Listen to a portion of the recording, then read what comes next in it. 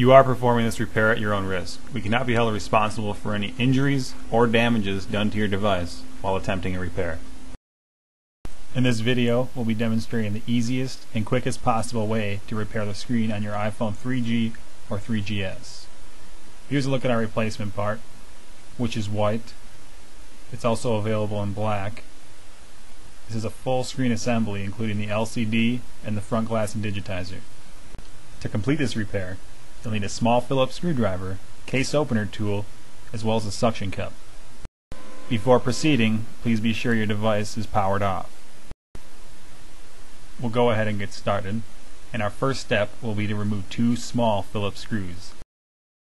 So we'll take our Phillips screwdriver and remove these two screws and keep them in a place where you're not going to lose them.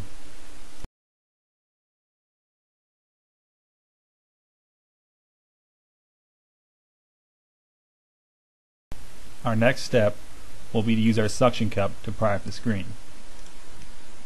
In our case, the screen's pretty badly cracked, so in order to get good suction, we'll put a piece of packaging tape over the lower portion of the screen.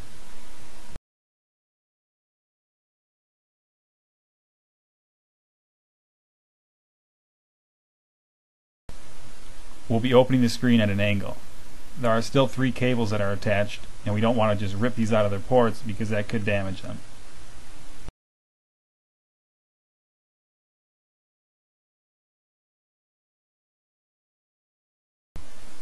Here you'll be able to see a close-up of these 3 cables and just how to remove them.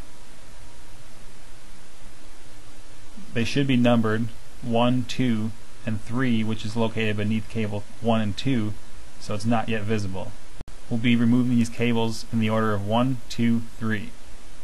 I'll use our pry tool to just unplug these cables from their connectors. Cables 1 and 2 simply unplug, and cable 3 is a bit different. Cable 3 has a latch that will need to just flip upward so that it's in the vertical direction. So we'll get under there with our case opener tool and gently flip that tab up. And this will allow us to slide that cable out of its port.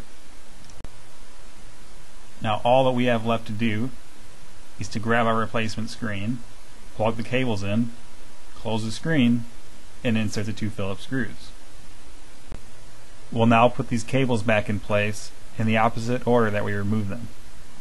This first cable is going to be the trickiest. It may help to bend the cable upward so that we can easily slide it into its port.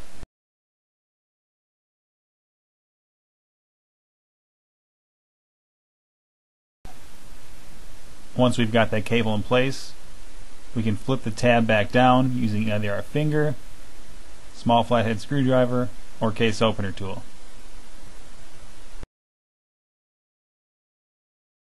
Now the next 2 cables just plug right back in.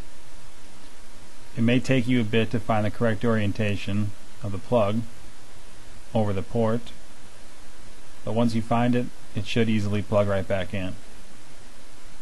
Now do note that the 3G and 3GS screens are different, so be sure to verify your model so that you can purchase the correct part.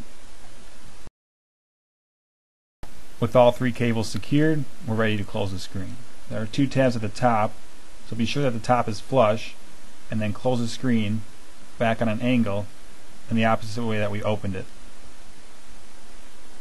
And don't force anything here, be careful, because it is possible to crack the glass while you're installing the screen. Once we've made sure the screen's flush around the perimeter, we can reinsert the 2 Phillips screws on opposite sides of the sync port.